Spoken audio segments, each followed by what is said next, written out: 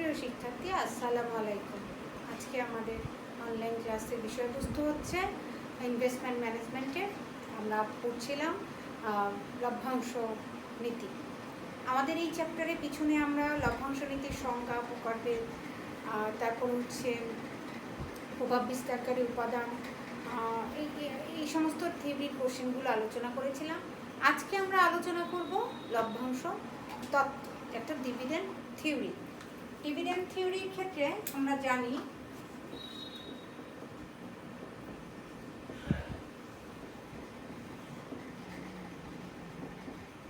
Dividend theory লভ্যাংশ তত্ত্বের মধ্যে সাধারণত তিনটি তত্ত্ব উল্লেখযোগ্য ভাবে বলা যায়। সেটার মধ্যে দুটা লভ্যাংশ তত্ত্বটাকে ভাগ করা হয় প্রাসঙ্গিক এবং অপ্রাসঙ্গিক তত্ত্ব, রিলেভেন্ট এবং ইররিলেভেন্ট। রিলেভেন্ট তত্ত্ব বা প্রাসঙ্গিক তত্ত্বর মধ্যে পড়ে ওয়াল্টন মডেল, গর্ডন মডেল। অর্থাৎ এটা হচ্ছে প্রাসঙ্গিক তত্ত্ব,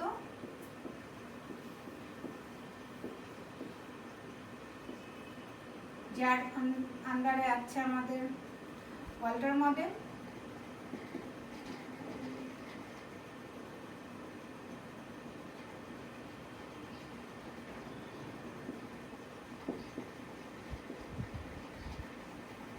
নাম্বার গর্ডন মডেল। প্রাসঙ্গিক তত্ত্ব। অপ্রাসঙ্গিক তত্ত্বের মধ্যে পড়ে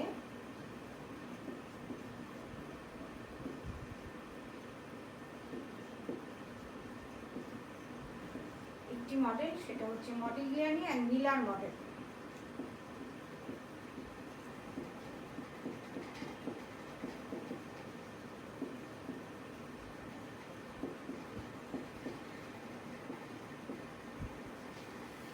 প্রাসঙ্গিক তত্ত্বের ক্ষেত্রে বলা হয়েছে যে লভ্যাংশ নীতিটা ফার্মের মূল্যের ক্ষেত্রে প্রাসঙ্গিক, অর্থাৎ লভ্যাংশ নীতির সাথে ফার্মের মূল্য বা শেয়ার বাজারের মূল্য নির্ভরশীল।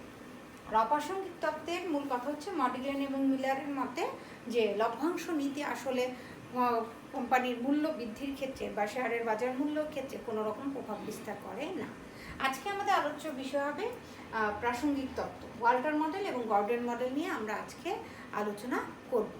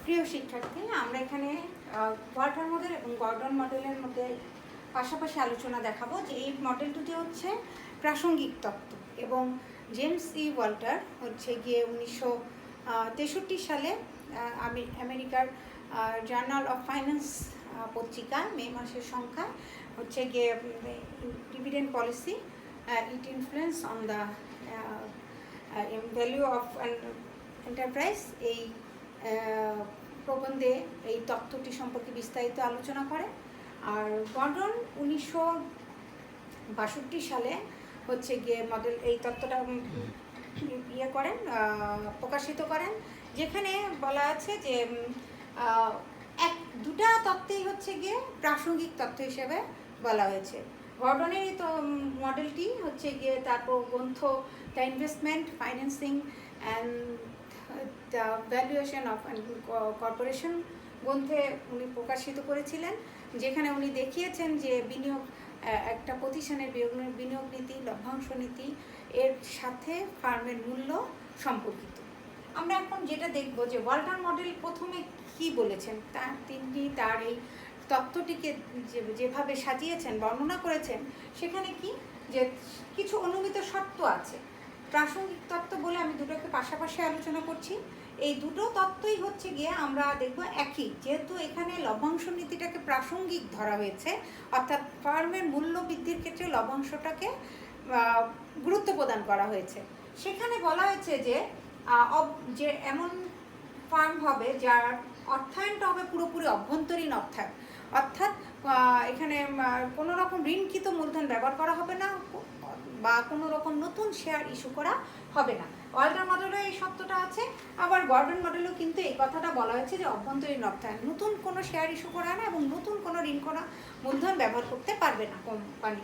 তারপর তাদের উপার্জন ও মূলধন ব্যয় স্থির, অর্থাৎ অভ্যন্তরীণ অর্থায়নের ক্ষেত্রে কি সংরক্ষণ যে আমাদের ইয়েটা থাকে, মূলধনটা থাকে রিটেইনড আর্নিংস, ওই রিটেইনড আর্নিংসে প্রতিষ্ঠান বিনিয়োগ করে, তার বাইরের বাহ্যিক অর্থায়ন তার থাকবে না, ঋণকৃত মূলধনও থাকবে না, ইকুইটি শেয়ার নতুন করে কোনো ইকুইটি শেয়ারও ইস্যু করতে পারবে না।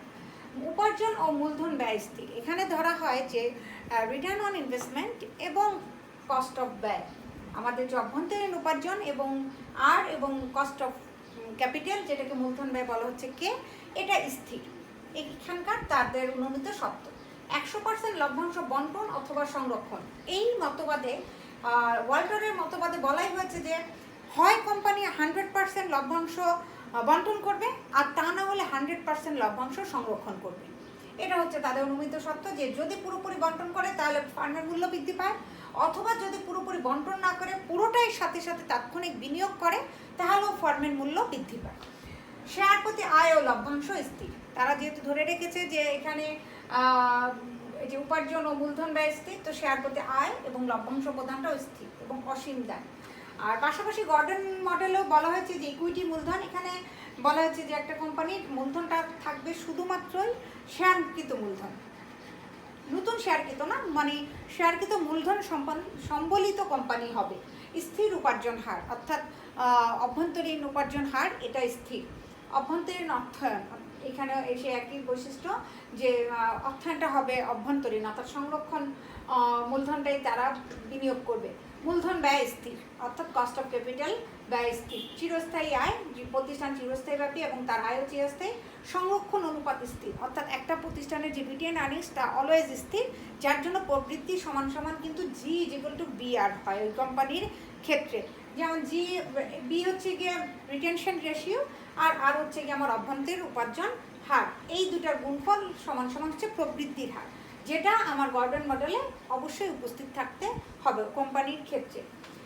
তারপরে মূল বক্তব্য কি, ওয়াল্টার মডেলের মূল বক্তব্য ছিল যে প্রতিষ্ঠানের বিনিয়োগ নীতি, লভ্যাংশ নীতি ও মূলধন ব্যয় পরস্পর সম্পর্কযুক্ত, অর্থাৎ এই তিনটি বিষয় বিনিয়োগ নীতি, লভ্যাংশ নীতি এবং মূলধন ব্যয়ের পারস্পরিক ক্রিয়া প্রতিক্রিয়ার ফলে শেয়ার বাজারে শেয়ারের মূল্য বৃদ্ধি পায়। এবং এক্ষেত্রে আমাদেরকে কিন্তু এই যে রিটেইনড আর্নিংস বা ওই যে উপার্জন হার, অভ্যন্তরীণ উপার্জন হার অর্থাৎ ইন্টারনাল রিটেইনড আর্নিংস এবং মূলধন ব্যয় কস্ট অফ ক্যাপিটাল, এই দুটাকে হচ্ছে বিচার বিশ্লেষণ করে লভ্যাংশ নীতি প্রণয়ন করতে হবে বলা হয়েছে। আর গর্ডনের মতে কি বলা হয়েছে যে শেয়ারের বাজার মূল্য লভ্যাংশ নীতি পরস্পর সম্পর্কযুক্ত, তবে শেয়ারের বাজার মূল্য নির্ভর করে বিনিয়োগকারীদের যৌক্তিক আচরণের উপর। অর্থাৎ একজন বিনিয়োগকারীর আচরণের উপর শেয়ারের বাজার মূল্য নির্ভর করে, কারণ বিনিয়োগকারী পছন্দ করে দুটি বিষয়, এখানে দুটি বিষয় পছন্দ মানে দুটি বিষয় এখানে আসে, একটা হচ্ছে নগদ লভ্যাংশ, একটা হচ্ছে ভবিষ্যৎ লভ্যাংশ। বিনিয়োগকারীরা সাধারণত নগদ লভ্যাংশ প্রদানকেই পছন্দ করে থাকে, কারণ ভবিষ্যৎ লভ্যাংশ অনেক অনিশ্চিত এবং ঝুঁকিবহুল। মানুষকে আজকের এই ভবিষ্যৎ লভ্যাংশকে বাট্টা করে যদি মানে দেখে যে বর্তমান মূল্যের সাথে ভবিষ্যৎ মূল্যের তফাৎটা কত, সেক্ষেত্রে সিদ্ধান্ত নিয়ে থাকে যে নগদটাই প্রেফারেবল, কারণ ভবিষ্যৎটা অনিশ্চিত। গর্ডন এক্ষেত্রে হাতে ধরা পাখির নীতির কথা বলেন, যে বনের দুটি পাখির থেকে হাতে একটি পাখি থাকা উত্তম। এ কারণে বলছে বিনিয়োগকারীদের যে যৌক্তিক আচরণটার উপর নির্ভর করে বাজারে শেয়ার মূল্য বৃদ্ধি পেয়ে থাকে এবং তারা বেশি পছন্দ করে নগদ লভ্যাংশ। এরপরে আমরা দেখব যে তারা কিছু দুটি সূত্র প্রয়োগ করেছে, যে ওয়াল্টার মডেলের ক্ষেত্রে সূত্রটা কি।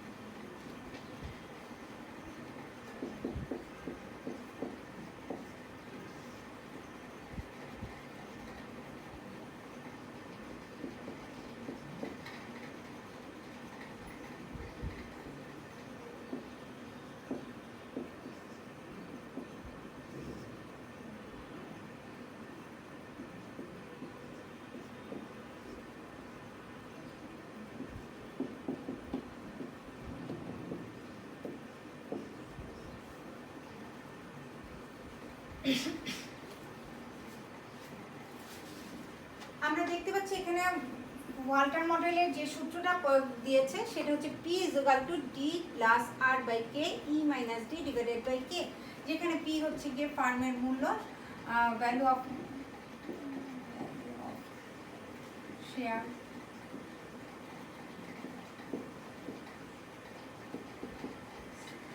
D হচ্ছে গিয়ে ডিভিডেন্ড পার শেয়ার,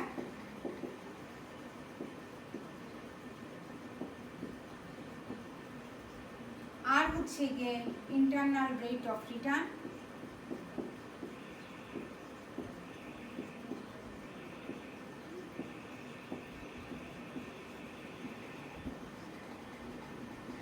কে হচ্ছে কস্ট অফ ক্যাপিটাল বা required rate of return.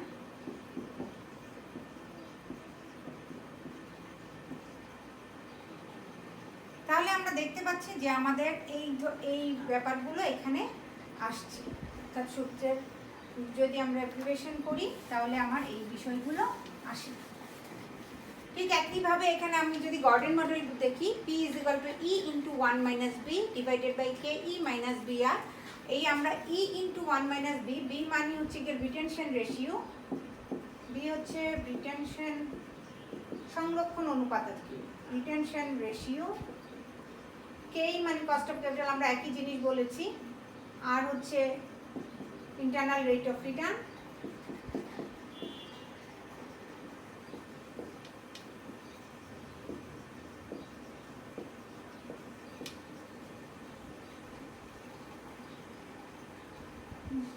G হচ্ছে গ্রোথ রেট,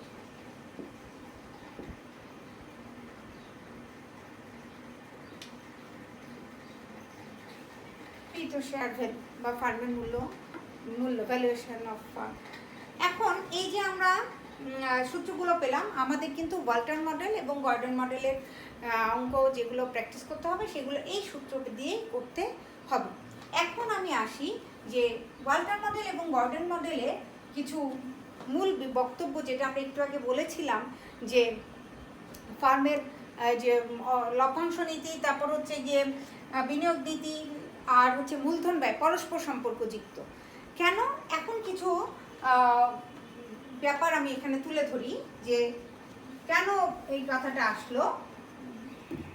এখানে ওয়াল্টার গর্ডন দুজনেই হচ্ছে গিয়ে 3 ধরনের প্রতিষ্ঠানের কথা বলেছে। আমি একটু সেটা দেখাচ্ছি। আমি এখন সূত্রটা মুছে ফেললাম, আমরা একটু দেখব সূত্রের ব্যাখ্যা।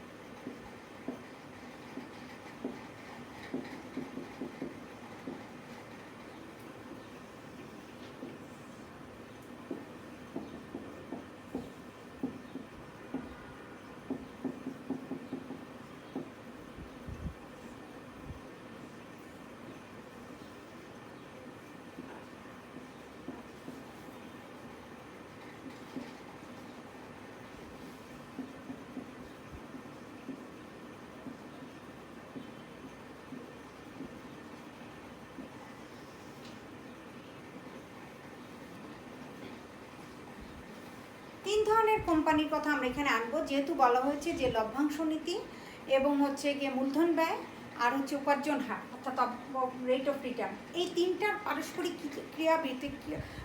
ক্রিয়া প্রতিক্রিয়ার উপরে হচ্ছে ফার্মের মূল্যটা নির্ভর করে। এবং ওয়াল্টার এই কথা বলেছেন, গর্ডনও সে একই তার তত্ত্বে এনেছেন যে 3 ধরনের প্রতিষ্ঠানের প্রকৃতি দেখা যায়। যে ধরনের প্রতিষ্ঠানের internal rate of return greater than cost of capital, অর্থাৎ উপার্জন হার মূলধন ব্যয় থেকে বেশি, সেই প্রতিষ্ঠানগুলোকে বলা হচ্ছে গ্রোথ ফার্ম। যেখানে internal rate of return equal to cost of capital, দুটা সমান সমান থাকে, অভ্যন্তরীণ উপার্জন হার এবং মূলধন ব্যয়, সেই প্রতিষ্ঠানগুলোকে অভিহিত করা হয়েছে নর্মাল ফার্ম। দেন যেই প্রতিষ্ঠানের internal rate of return com, less than cost of capital, সেই ফার্মগুলোকে বলেছে ডিক্লাইন ফার্ম। এই 3 ধরনের প্রতিষ্ঠানের ক্ষেত্রে দেখা যাচ্ছে যে যেহেতু তাদের এই যে অভ্যন্তরীণ উপার্জন হার, কস্ট অফ ক্যাপিটাল এবং লভ্যাংশ নীতি মধ্যে সম্পর্ক দিয়ে দেখা যাবে যে যখন আমার আর লেস দেন কে থাকে, অর্থাৎ আর এর মান বেশি থাকে কে থেকে, তখন সেই প্রতিষ্ঠানটা থাকে গ্রোথ ফার্ম। সেই প্রতিষ্ঠানের ক্ষেত্রে বৈশিষ্ট্যটা কি আমি একটু দেখাচ্ছি এখানে।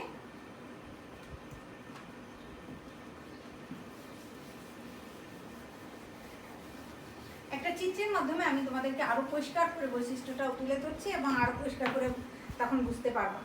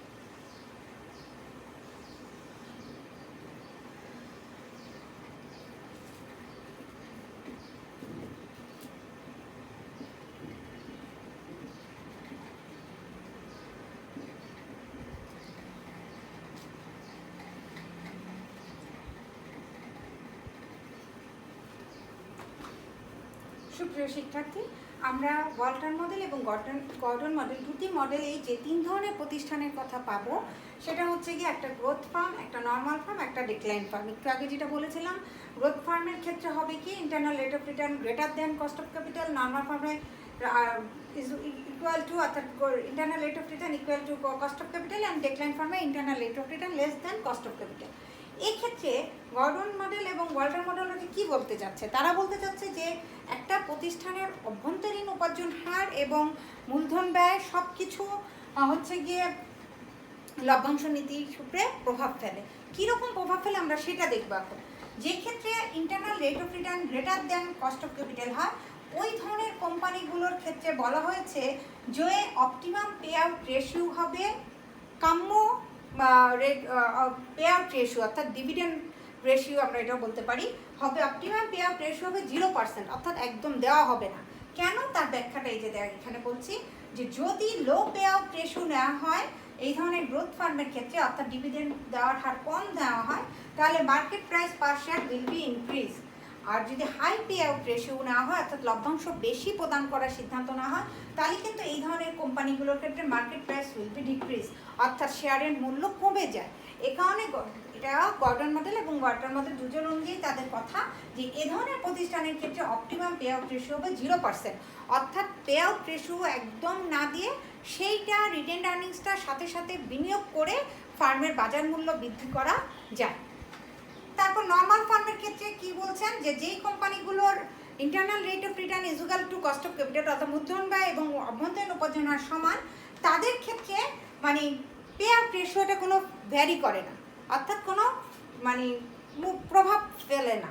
যেমন কি সেখানে লো পে আউট রেশিও হলো যা, হাই পে আউট রেশিও হলো যা, market price per share remain unchanged, অর্থাৎ যেখানে অভ্যন্তরীণ উপার্জন হার এবং কস্ট অফ ক্যাপিটাল ইকুয়াল, সেক্ষেত্রে কিন্তু কোম্পানির লভ্যাংশ নীতি কোনো রকম ভূমিকা ফেলে না বা পে আউট রেশিও কোনো রকম ভূমিকা ফেলে না, বেশি বা কম কোনোই তারতম্য দেখা যায় না।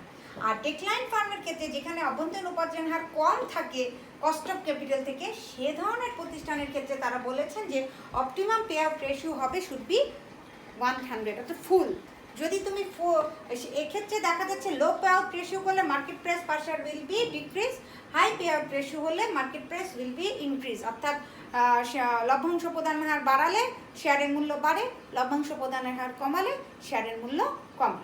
তো এইটাই হচ্ছে আমাদের ওয়ালটন মডেল এবং গর্ডন মডেলের মূল বিষয়বস্তু, অভ্যন্তরীণ কিছু বিষয় কথা, যে আমরা কোন ধরনের ফার্ম কেমন লভ্যাংশ নীতি গ্রহণ করলে ফার্মের মূল্যের উপর কী ধরনের প্রভাব ফেলে এটা বুঝতে পারছি।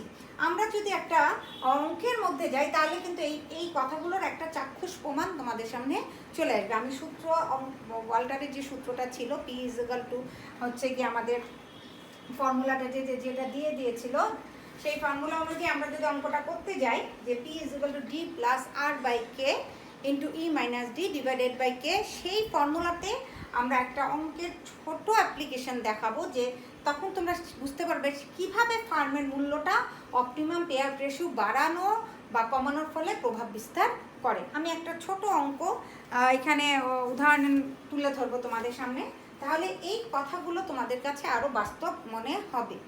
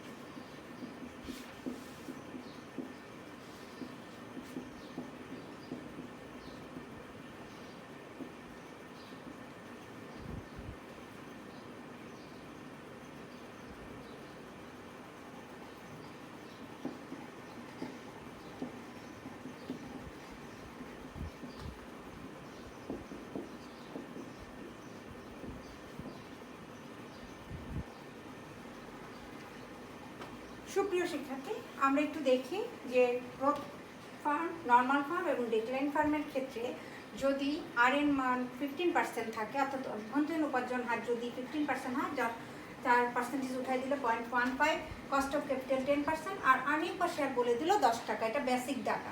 এই নর্মাল ফার্মের ক্ষেত্রে আর এর মান 10%, কে এর মান 10%, আর্নিং পার শেয়ার 10 টাকা। ডিক্লাইন ফার্মের ক্ষেত্রে বলা হচ্ছে আর এর মান 8%, কে এর মান 10%, আর্নিং পার শেয়ার 10 টাকা। তাহলে ফার্মের মূল্যটা কিভাবে ভেরিফাই করে আমরা এখন সেটা দেখব। আমাদের এখানে প্রথমবার বলা হয়েছে যে পে আউট রেশিও হচ্ছে প্রথমটার ক্ষেত্রে 0%, আর পরেরটার ক্ষেত্রে পে আউট রেশিও হচ্ছে 40%। এখন যখন পে আউট রেশিও 0%, তার মানে আমার এখানে হচ্ছে গিয়ে ডিভিডেন্ড বাবদ আমার কোনো টাকা দেওয়া হচ্ছে না, আচ্ছা ডি এর মান এখানে কিন্তু নাই, 0। আর আমার হচ্ছে কি আর এর মানটা বলে দিয়েছে 15%, আমরা যদি এখানে বসাই এই মানটা তাইলেই চলে আসবে। ডি এর মান 0 প্লাস আর এর মান হচ্ছে 0.15 ডিভাইডেড বাই কে এর মান হচ্ছে 0.10 ইন্টু আর্নিং পার শেয়ার হচ্ছে 10 টাকা মাইনাস ডিভিডেন্ড, যেহেতু পে আউট রেশিও 0, তাহলে আমার এখানে 0 চলে আসলো।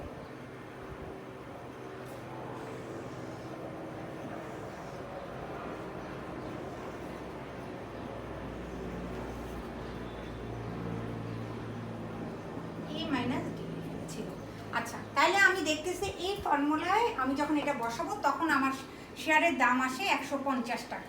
ঠিক একই ফর্মুলাতে যখন আমি আর এর মান বসাবো, এখানে হচ্ছে যে 10%, অর্থাৎ ডি এর মান এখানে 0, কারণ তিনটা কোম্পানির ক্ষেত্রে ধরা হয়েছে যে পে আউট রেশিও 0। তাহলে কি হয়, আর এর মান 10%, কে এর মান 10% এবং আর্নিং পার শেয়ার 10 টাকা মাইনাস ডি এর মান 0। এখানে নর্মাল ফার্মের ক্ষেত্রে এই মানগুলো বসালে পি এর মান আসে হচ্ছে গিয়ে 100 টাকা। ঠিক একইভাবে এই ফর্মুলাটার মধ্যে যখন আমি আর এর মান 8% এবং কে এর মান 10%, যেহেতু বলা হয়েছে যে গ্রোথ ফার্মে আর এর মান বেশি হবে, কে এর মান কম হবে, নর্মাল ফার্মে আর এর মান আর কে এর মান সমান হবে। এখানে আমরা লিখে দিচ্ছি যে R is equal to K. আর ডিক্লাইন ফার্মের ক্ষেত্রে, অবনতিশীল ফার্মের ক্ষেত্রে তোমার আর এর মান কম হবে 8%, কস্ট অফ ক্যাপিটালের মান বেশি হবে 10%। তাহলে আমার এক্ষেত্রে যদি এই ফর্মুলাতে এই মানগুলো বসানোর ফলে শেয়ার প্রাইসের দাম আসে 80 টাকা।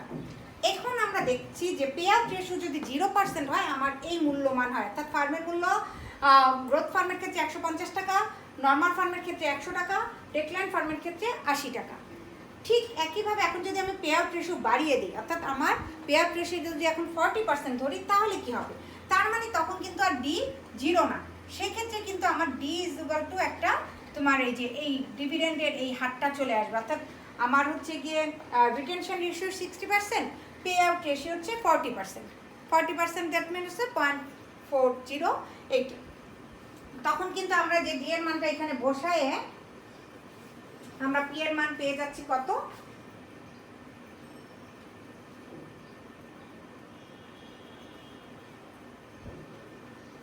তাহলে ডি এর মানটা চলে আসতেছে হচ্ছে কি 4 টাকা।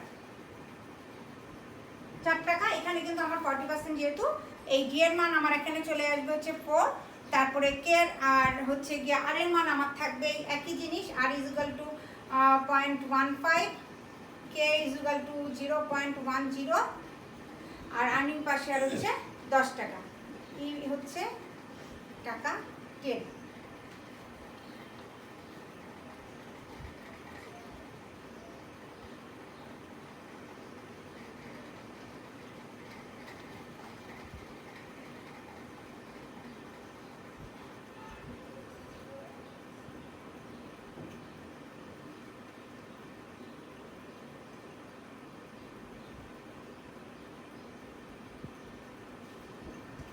এখানে আমরা দেখতে পাচ্ছি যে তাহলে যখনই আমার 40% হলো, অর্থাৎ পে আউট রেশিও বাড়িয়ে দেওয়া হলো, তখন এই মানগুলো বসানোর ফলে শেয়ারের মূল্য হয়ে গেল, প্রবৃদ্ধিশীল কোম্পানির ক্ষেত্রে হয়ে গেল 130 টাকা, নর্মাল কোম্পানির ক্ষেত্রে মূল্য একই থাকে 100 টাকা, অবনতিশীল কোম্পানির ক্ষেত্রে মূল্য বেড়ে গেল 8 টাকা, 88 টাকা। তাহলে দেখা যাচ্ছে গর্ডন এবং মন্টেল মডেল যেখানে যা বলতে চেয়েছিলেন যে একটা গ্রোথ ফার্মের ক্ষেত্রে যদি আমরা ওই যে যখন আর গ্রেটার দেন কে থাকে, তখন অপটিমাম পে আউট রেশিওটা হওয়া উচিত 0%। তার কারণ দেখেন, যখন 0% ছিল তখন শেয়ারের মূল্য 150 টাকা, কিন্তু যখনই আমি অপটিমাম পে আউট রেশিও বাড়িয়ে দিলাম, 40% করলাম, তখনই কিন্তু শেয়ারের প্রাইসটা কমে গেল, অর্থাৎ ফার্মের বাজার মূল্য কমে গেল, 130 টাকা হয়ে গেছে।